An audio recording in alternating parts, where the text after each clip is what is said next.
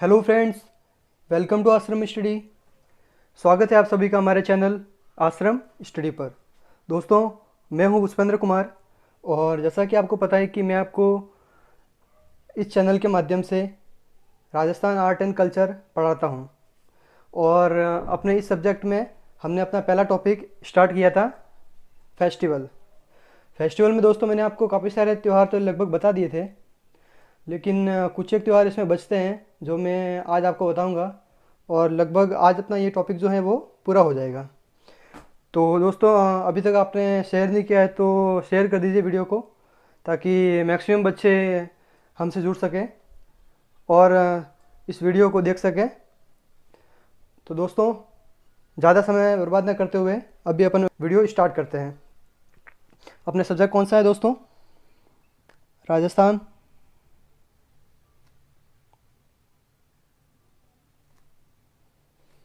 Rajasthan art and culture, जिसे अपन बोलते हैं राजस्थान की कला और संस्कृति। ठीक है दोस्तों, जैसा कि दोस्तों मैंने आपको बताया था कि मैं जैसे लिख रहा हूँ वैसे आपको नोट्स बनाते जाना है और ये नोट्स आपके एग्ज़ाम में बहुत काम आएंगे। आपको अलग से कोई बुक लेने की ज़रूरत नहीं है, जो मैं बता रहा हूँ बस वही आप पढ़ते जाइए। और कल मैंने आपको जो लास्ट त्यौहार बताया था वो अपना था दशहरा। दशहरा जो आता है अपना, वो आता है अपने आश्विन महीने में। और आश्विन महीने में क्या बताया था मैंने आपको कि जिस दिन अपने वो नवरात्रा ख़त्म होते हैं उससे अगले दिन ही अपना दशहरा होता है। तो जो नवरात्रा होते हैं वो अपने आश्विन महीने में शुक्ल पक्ष में प्रतिपदा से लेकर नवमी तक चलते हैं। और फिर नवमी के जस्ट अगले दिन दसवीं आती है और उसी दसवीं के दिन अपनी विजयादशमी होती है, यानी कि दशहरा। और फिर आश्विन के बाद कौन सा महीना आता है? चैत्र, वैशाख, ज्येष्ठ, आषाढ़, श्रावण, भाद्रपद, आश्विन, कार्तिक। तो दोस्तों आश्विन के बाद आता है कार्तिक महीना। ठीक है दोस्तों। और दोस्तों आश्विन महीने का एक और त्यौहार है जो बाकी रह गया है, इसके बाद अपन कार्तिक महीने के त्यौहार पढ़ेंगे। तो आश्विन महीने का त्यौहार है कल मैंने आपको 25 त्यौहार कराए थे, तो आज 26वां त्यौहार लिखिए।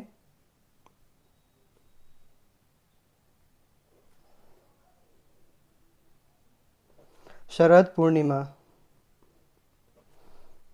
ये कब आता है आपने? आश्विन। अब पूर्णिमा है मतलब शुक्ल पक्ष और पूर्णिमा, आश्विन शुक्ल पूर्णिमा। ये अपने आश्विन महीने की लास्ट तारीख को आता है। अब देखिए दोस्तों, ऐसा कहा जाता है कि जो ये शरद पूर्णिमा है ना, इस दिन आसमान से अमृत बरसता है। ठीक है दोस्तों, तो ये भी लिख लीजिए आप।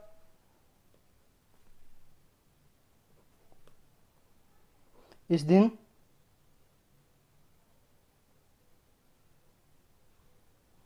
आसमान से अमृत बरसता है। ठीक है दोस्तों, अब अपने आश्विन महीने के त्यौहार कंप्लीट। अगला मंथ कौन सा है आश्विन के बाद? कार्तिक महीना। तो कार्तिक महीने के त्यौहार पढ़ेंगे अपन।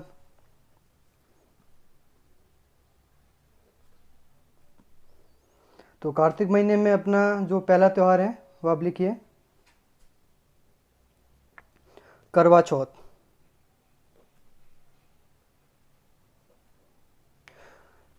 इस त्यौहार के बारे में लगभग सबको पता होता है कि ये सुहागनों का त्यौहार है, जिसमें शादीशुदा औरतें अपने पति की लंबी उम्र के लिए व्रत रखती हैं और उसी व्रत को अपन करवा चौथ के नाम से जानते हैं।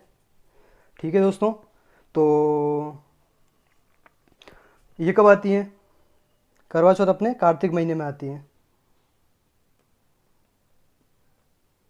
कार्तिक और कृष्ण पक्ष होता है और चौथ है मतलब चतुर्थी।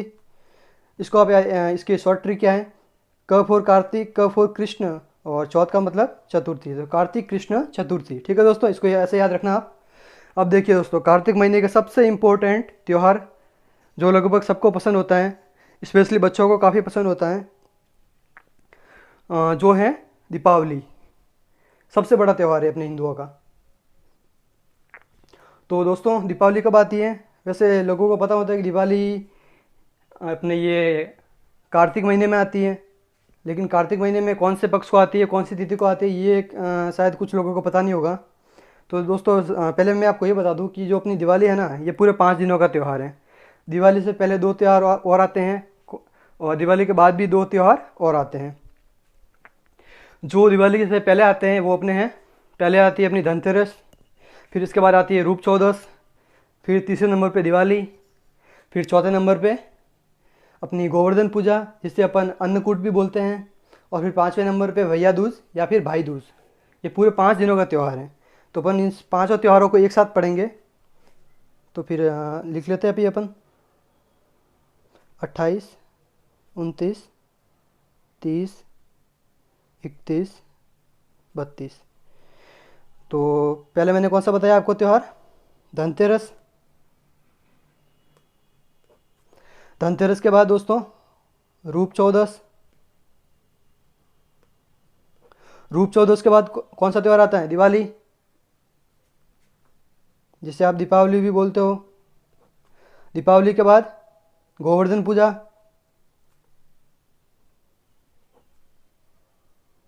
या फिर अन्नकूट, और गोवर्धन पूजा के बाद भाई दूज। अब दोस्तों सबसे पहले अपन इसमें दिवाली करेंगे। दिवाली कौन सा महीने में आती है? कार्तिक महीने में। कार्तिक महीने में अमावस्या को आती है, मतलब अमावस्या है मतलब कृष्ण पक्ष। तो कार्तिक कृष्ण अमावस्या। अब दिवाली से जस्ट पहले रूप चौदस आती है, तो अमावस्या से जस्ट पहले क्या आएगी? अपनी चतुर्दशी, वो भी कृष्ण पक्ष की। तो फिर ये रूप चौदस कब आई? कार्तिक कृष्ण चतुर्दशी। अब रूप चौदस से जस्ट पहले आती है, एक दिन पहले अपनी क्या आती है? धनतेरस होती है। तो धनतेरस कब आई फिर? कार्तिक पक्ष तो सेम रहेगा कृष्ण, और चतुर्दशी से एक दिन पहले त्रयोदशी। त्रयोदशी ये अपनी धनतेरस हो गई। अब दोस्तों दिवाली के बाद के 2 त्यौहार गोवर्धन पूजा और भाई दूज। तो गोवर्धन पूजा ये कब आती है? दिवाली अपनी कार्तिक कृष्ण अमावस्या, अमावस्या के बाद ये अपना कृष्ण पक्ष खत्म, इसके बाद अपना शुक्ल पक्ष स्टार्ट हो जाएगा। और शुक्ल पक्ष में अपनी जो पहली तारीख प्रतिपदा। तो फिर ये गोवर्धन पूजा कब हुई? कार्तिक शुक्ल प्रतिपदा। ये अपनी गोवर्धन पूजा हो गई। और इसके बाद भाई दूज। तो ये अब ये कब आएगी? अपनी कार्तिक शुक्ल प्रतिपदा से बाद दूसरा दिन अपना द्वितीया। तो कार्तिक शुक्ल द्वितीया, ये अपने पूरे 5 त्यौहार हो गए कार्तिक महीने के। अब दोस्तों कार्तिक महीने में एक और त्यौहार आता है, जो है अपना देव उठनी ग्यारस। एक दोस्तों मैंने आपको बताया था देव झूलनी ग्यारस। मैंने बताया था कि देवता झूल रहे हैं, तो ये देवताओं से संबंधित मैंने कौन सा महीना आपको बताया था? भाद्रपद महीना। मतलब देव झूलनी जो ग्यारस होती है वो अपने भाद्रपद महीने में आती है। देवता शुभ होते हैं, मतलब शुक्ल पक्ष को आएगी तो भाद्रपद शुक्ल। अब ग्यारस है मतलब एकादशी, तो भाद्रपद शुक्ल एकादशी। और इसी तरह अभी है देव उठनी ग्यारस, तो ये अपने कार्तिक महीने में आती है। और देवता शुभ होते हैं मतलब शुक्ल पक्ष को आएगी, और ग्यारस है मतलब एकादशी। तो क्या हो गया इसका फिर? कार्तिक शुक्ल ग्यारस मतलब एकादशी। देखिए दोस्तों लगभग सारे त्यौहार मैंने आपको ट्रिक से कराए हैं, इसमें आपको रटने की कोई ज़रूरत नहीं है। बस आप जैसे मैंने बताया है वैसे अपने नोट्स में उतारते जाओ और उसी ट्रिक को फॉलो करते हुए याद करना बस। ठीक है दोस्तों। और दोस्तों इसमें ये जो अपना गोवर्धन पूजा है जिसे अपन अन्नकूट भी बोलते हैं, तो इसमें एक इम्पोर्टेंट बात है। क्या है? जो लिख दीजिए आप, कि जो ये नाथद्वारा है ना अपने राजसमंद में, तो नाथद्वारा का अन्नकूट बहुत फेमस है। कभी कभार पूछ लेता है ये एग्ज़ाम में, तो लिख दीजिए नाथद्वारा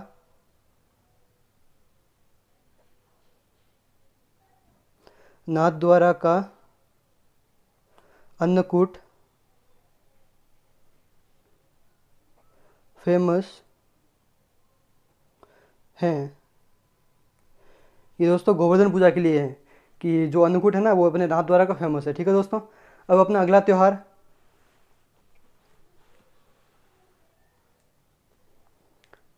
34 नंबर, कार्तिक महीने के बाद कौन सा महीना आता है? चैत्र, वैशाख, ज्येष्ठ, आषाढ़, श्रावण, भाद्रपद, आश्विन, कार्तिक, मार्गशीर्ष, पौष, माघ। तो देखिए दोस्तों, मार्गशीर्ष और पौष में लगभग ऐसे कोई महत्वपूर्ण त्यौहार आते नहीं हैं, और आते भी होंगे तो वो अपने आपके एग्ज़ाम की दृष्टि से इम्पोर्टेंट नहीं है। तो अब अपन सीधे आते हैं माघ पे। माघ महीना, कौन सा महीना? माघ। तो जिसमें एक अपना ये इम्पोर्टेंट त्यौहार आता है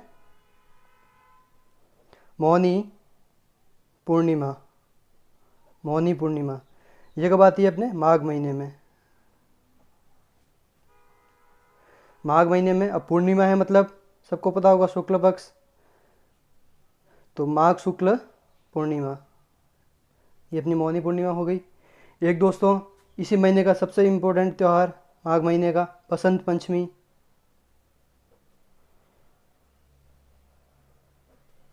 जिस दिन अपन सरस्वती माता की पूजा करते हैं, विद्या की देवी।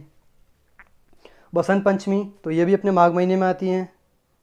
माघ अब पंचमी है, और बसंत पंचमी माघ शुक्ल, शुक्ल पक्ष। क्यों? क्योंकि सरस्वती माता शुभ है इसलिए। तो माघ शुक्ल पंचमी। ठीक है दोस्तों, ये हो गया अपना। इसके बाद माघ महीना पूरा। माघ के बाद कौन सा महीना आता है? फाल्गुन। कौन सा महीना? फाल्गुन। तो दोस्तों फाल्गुन महीने के जो अपने इम्पोर्टेंट त्यौहार है वो भी अपने करते हैं। तो नंबर डालिए 36 नंबर, महाशिवरात्रि। काफ़ी लोग जानते होंगे इसके बारे में, महाशिवरात्रि, जिसे इसका एक नाम और है शिव चौदस। शिव चौदस। ठीक है दोस्तों, तो ये कब आती है? ये अपने फाल्गुन महीने में आती है। तो लिखिए फाल्गुन। अब शिव चौदस है, और ये कृष्ण पक्ष में आएगी या शुक्ल पक्ष में आएगी? ये अपने आती है कृष्ण पक्ष में। तो फाल्गुन कृष्ण चतुर्दशी। ठीक है दोस्तों, इसको आप याद कर लेना। इसके बाद अपने फाल्गुन महीने का सबसे इम्पोर्टेंट त्यौहार जो मैंने आपको पहले भी बताया था, होली। कौन सा त्यौहार है? होली। होली या फिर होलिका दहन, जो अपने फाल्गुन महीने में आता है। मैंने बताया था आपको कि फाल्गुन महीने का अंतिम दिन, तो फाल्गुन महीने का अंतिम दिन कौन सा हुआ? पूर्णिमा। पूर्णिमा मतलब शुक्ल पक्ष, तो फाल्गुन शुक्ल पूर्णिमा। रटना है ही नहीं अपन को, बस अपने को ये ट्रिक याद है कि हिंदी महीनों में अंतिम महीने का अंतिम दिन होली, और महाशिवरात्रि फाल्गुन कृष्ण चतुर्दशी। ठीक है दोस्तों, अब अपना कुछ इसमें एक ये अपने जो त्यौहार है वो तो लगभग ख़त्म हो चुके हैं। बस आप ये इतने त्यौहार पढ़ के जाइए, कोई भी इसमें से आपके क्वेश्चन बाहर नहीं आएगा। और इसमें कुछ ये अपनी इम्पोर्टेंट टर्म्स हैं होली से रिलेटेड, वो आप लिखिए, जो कभी कभार आपके एग्ज़ाम में पूछ लेते हैं कि कोड़ा मार होली। कोड़ा होता है ना, वो मारते हैं, कोड़ा मार होली। ये कहाँ की फेमस है? ये है अपने बिनाए अजमेर की फेमस है। कोड़ा मार होली अपने बिनाए अजमेर की फेमस है। एक और होली आती है पत्थर मार होली। पत्थर मार होली ये कहाँ पे होती है? अपने बाड़मेर में। एक और होली होती है लठ मार होली। ये सारी होली आपके इम्पोर्टेंट है, बस आप सबको याद कर लेना। लठ मार, लठमार होली। ये कहाँ की फेमस है अपने? ये है श्री महावीर जी, श्री महावीर जी करौली। ये अपने वहाँ होती है और वहीं की फेमस है। लठमार होली हो गया। अब एक और होली है, फूलों की होली। कौन सी होली? फूलों की होली। वो कहाँ की फेमस है अपने? वो है अपने, आपने नाम सुना होगा, शाहपुरा भीलवाड़ा। वहाँ की ये फूलों की होली फेमस है। कभी जाओ तो देखना ये कैसी ऐसी होलियाँ होती हैं। अब एक और होली आती है, देवर भाभी। जी हाँ दोस्तों, देवर भाभी की होली। काफ़ी दोस्त सोच रहे होंगे कि इतनी टाइप की होलियाँ तो कभी सुनी ही नहीं, लेकिन ये सब होलियाँ होती हैं। कभी टाइम मिले तो जाना देखने। कौन सी होली भैया? देवर भाभी। देवर भाभी की होली। ये कब होती है? सॉरी, ये कहाँ पे होती है? ब्यावर, जो अपने अजमेर में पड़ता है। तो ये अपने वहाँ की फेमस है, देवर भाभी की होली। अब एक और आती है इसमें, कि जो ये अपने आदिवासी लोग होते हैं ना, वो जो होली खेलते हैं, उस होली को बोलते हैं अपन भगोरिया। क्या बोलते हैं? भगोरिया। तो ये भी लिख दीजिए आप।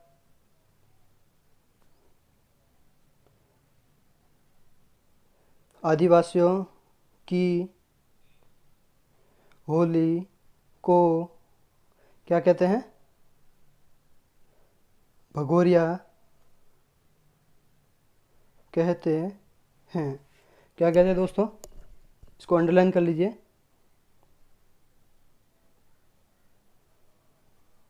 आदिवासियों की होली को भगोरिया कहते हैं।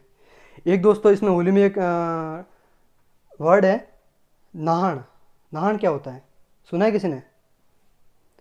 चलिए, नहीं सुना तो मैं आपको बता देता हूँ नाहन क्या होता है। दोस्तों, नाहन जो है ना, ये भी एक होली है जो अपने सांगोद एक जगह है कोटा में, वहाँ पे मनाई जाती है। और ये पूरी 4 से 5 दिन की होली होती है। ठीक है दोस्तों, तो इसको भी लिख दीजिए, नाहन।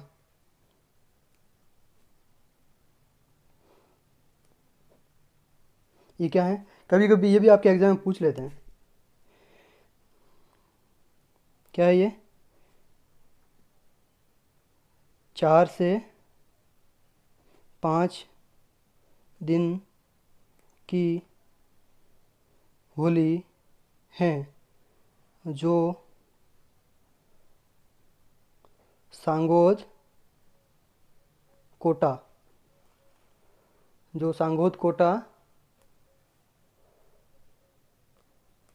की फेमस है। ठीक है दोस्तों, तो दोस्तों लगभग अपने जितने भी इम्पोर्टेंट त्यौहार थे जो अपने एग्ज़ाम की दृष्टि से इम्पोर्टेंट हैं राजस्थान में, वो मैंने लगभग सारे करा दिए हैं। मुझे उम्मीद है कि इससे बाहर आपके कुछ नहीं जाएगा। आप बस ये सारे त्यौहार रटना नहीं है, जैसे मैंने आपको ट्रिक बताई है, ट्रिक के माध्यम से आपको पढ़ना है और अपने अपने दिमाग में बिठाना है बस। तो दोस्तों, कल अपन अपना नेक्स्ट टॉपिक स्टार्ट करेंगे जो होगा फोक सॉन्ग, मतलब लोकगीत। कि मतलब राजस्थान में कौन कौन से लोकगीत है। बहुत सारे लोकगीत हैं और आपके हर एग्ज़ाम में ये अपना पटवारी हो गया, पुलिस हो गया, कांस्टेबल, रीट, ये अपना रीट हो गया, इसमें एक क्या कभी कभार 2 क्वेश्चन भी पूछ लेते हैं कि ये कौन सा गीत कौन से क्षेत्र से संबंधित हैं। जैसे एक ये मूमल है, तो मूमल आपने सुना होगा, मूमल लोकगीत हैं जो अपने जैसलमेर की राजकुमारी थी उसके ऊपर बना हुआ, उसकी सौंदर्यता को वर्णन करता हुआ ये लोकगीत हैं। तो दोस्तों, इसी प्रकार अपन बहुत सारे लोकगीत है जो अपन पढ़ेंगे कल। तो दोस्तों, ये अपने जो वीडियो है, इस वीडियो को आप शेयर कर देना, लाइक कर देना और चैनल को सब्सक्राइब कर देना। और दोस्तों, इस वीडियो को अधिक से अधिक शेयर करना ताकि मैक्सिमम लोग इससे जुड़ सकें। तो ठीक है दोस्तों, फिर अब मैं क्लास को यहीं पर समाप्त करता हूँ। चैनल को लाइक, शेयर एंड सब्सक्राइब जरूर कर देना। धन्यवाद दोस्तों।